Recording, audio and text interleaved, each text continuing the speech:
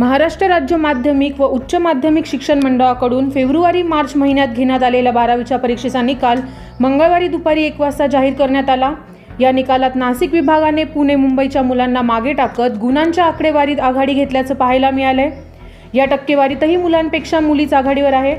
कला, वाणिज्य, विज्ञान शाखांसह व्यावसायिक अभ्यासक्रमातही मुलांपेक्षा मुलीच सरस ठरल्या आहे।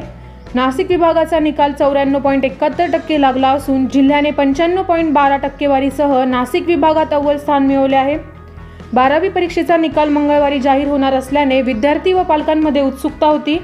मंगळवारी दुपारी 1 वाजता निकाल जाहीर होताच विद्यार्थी व पालकांनी सायबर कॅफेत तर काहींनी घरीच आपल्या मोबाईलवर निकाल पाहिला। नाशिक विभागातून नियमित तसेच पूर्व परीक्षार्थी असे एकूण 1,57,000 विद्यार्थ्यांनी ही परीक्षा दिली होती। त्यापैकी 1,49,000 विद्यार्थी उत्तीर्ण झाले। त्यातही मुलींनीच बाजी मारली आहे। त्यामुळे आता कोकण पाठोपाठ नाशिकच्या मुली राज्यात हुशार ठरल्या आहेत। 9 न्यूज महाराष्ट्र ब्युरो, नाशिक।